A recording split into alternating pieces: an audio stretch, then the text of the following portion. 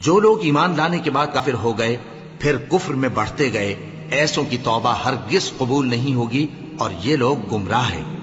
جو لوگ کافر ہوئے اور کفر ہی کی حالت میں مر گئے، وہ اگر نجات حاصل کرنی چاہیں اور بدلے میں زمین بھر سونا دیں تو ہرگز قبول نہیں کیا جائے گا۔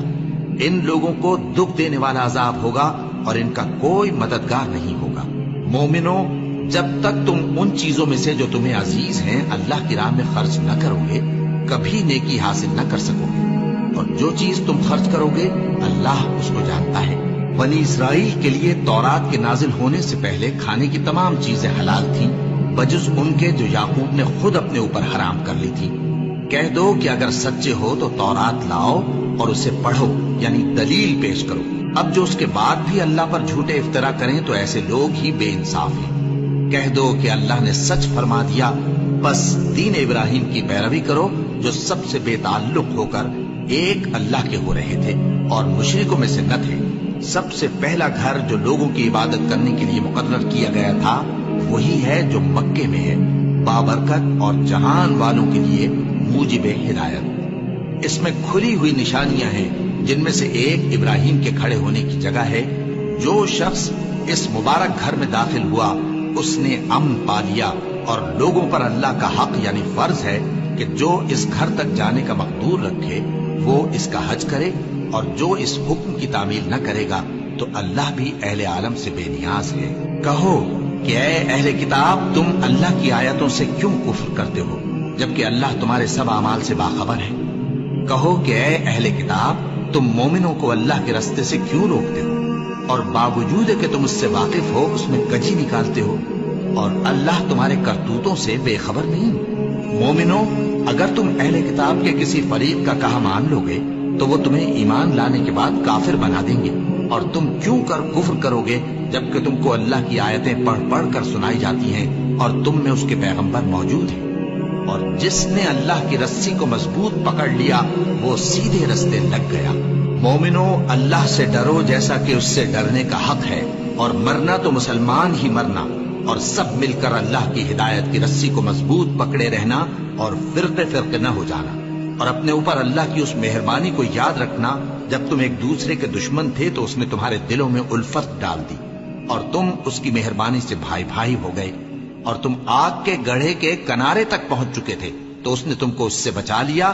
اس طرح اللہ تم کو اپنی آیتیں کھول کھول کر سناتا ہے تاکہ تم راہ راست پر رہو۔ اور تم میں ایک جماعت ایسی ہونی چاہیے جو لوگوں کو نیکی کی طرف بلائے اور اچھے کام کرنے کا حکم دے اور برے کاموں سے منع کرے۔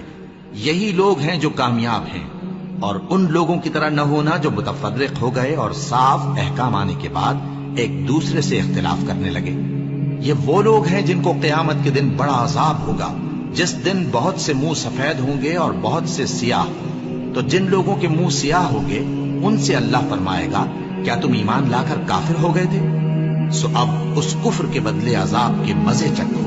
اور جن لوگوں کے منہ سفید ہوں گے وہ اللہ کی رحمت کے باغوں میں ہوں گے اور ان میں ہمیشہ رہیں گے۔ یہ اللہ کی آیتیں ہیں جو ہم تم کو ٹھیک ٹھیک پڑھ کر سناتے ہیں، اور اللہ اہل عالم پر ظلم نہیں کرنا چاہتا، اور جو کچھ آسمانوں میں اور جو کچھ زمین میں ہے سب اللہ ہی کا ہے، اور سب کاموں کا انجام اللہ ہی کی طرف ہے۔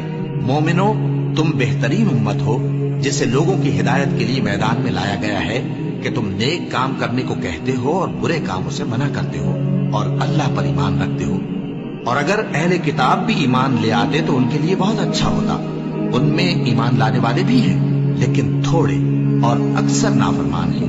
یہ تمہیں خفیف سی تکلیف کے سوا کچھ نقصان نہیں پہنچا سکیں گے، اور اگر تم سے لڑیں گے تو پیٹ پھیر کر بھاگ جائیں گے، پھر ان کو مدد بھی کہیں سے نہیں ملے گی۔ یہ جہاں نظر آئیں گے تم دیکھو گے کہ ذلت ان سے چمٹ رہی ہے، بجز اس کے کہ یہ اللہ کی پناہ میں یا مسلمان لوگوں کی پناہ میں آ جائیں۔ اور یہ لوگ اللہ کے غضب میں گرفتار ہیں اور ناداری ان سے لپٹ رہی ہے۔ یہ اس لیے کہ اللہ کی آیتوں سے انکار کرتے تھے اور اس کے پیغمبروں کو ناحق قتل کر دیتے تھے۔ یہ اس لیے کہ یہ نافرمانی کیے جاتے اور حد سے بڑھے جاتے تھے۔ یہ بھی سب ایک جیسے نہیں ہیں۔ ان اہل کتاب میں کچھ اچھے لوگ بھی ہیں جو رات کے اوقات میں اللہ کی آیتیں پڑھتے اور اس کے آگے سجدے کرتے ہیں۔